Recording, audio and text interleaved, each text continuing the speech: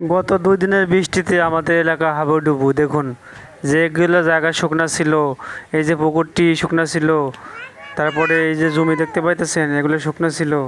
ঠিক আছে, এগুলো সব 2 দিনের বৃষ্টিতে একদম হাবুডুবু হয়ে গেছে। এই যে দেখতে পাইতেছেন এটা বিশাল এক পাথার ধান ক্ষেতের মাঠ।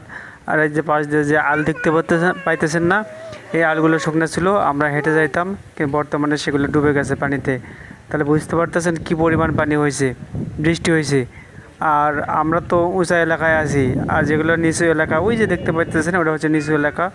তো ওইখানে তো আর ডবল পানি। ঠিক আছে, এখানে আমরা হাঁটু হাঁটুর উপরে একটু পানি হইতে পারে, কিন্তু ওইদিকে নিচু জায়গা, ওখানে তো কোমর পর্যন্ত পানি রে ভাই। তো আরেকটু যদি বৃষ্টি হয় তাহলে তো আমাদের অবস্থা খুবই খারাপ হয়ে যাবে। তো আল্লাহর রহমতে আজকে সকাল থেকে বৃষ্টি নাই, রোদ উঠছে। তো পানি, যদি বৃষ্টি না হয় তাহলে ইনশাআল্লাহ মনে করেন যে পানি কমে যাবে। আর পানি থাকা ভালো, ঠিক আছে, কিন্তু অতিরিক্ত পানি ভালো না। এই যে মাঠ দেখতে পাচ্ছেন, বিশাল একটা মাঠ আমাদের অত্র এলাকার মধ্যে, আমাদের মাঠটা অনেক সবচেয়ে বড় ধান ক্ষেতের মাঠ। এত বড় মাঠ আমাদের অত্র এলাকায় নাই, মানে আমাদের থানাতে মনে হয় নাই। তো এত বড় মাঠ যদি এই হারে পানি হয় তাহলে বুঝতে পারতেছেন অন্য এলাকায় কী অবস্থা, আমি জানি না। তবে আমাদের এই যে পাশে, এই যে জুম করতেছি দেখতে পাইতেছেন, এটা হচ্ছে নিচু জায়গা। আমি বর্তমানে যেখানে আছি এটা হচ্ছে উঁচু জায়গা, তো ওই দিকে পানি একটু বেশি। ঠিক আছে, ওটা কোমর পর্যন্ত হতে পারে।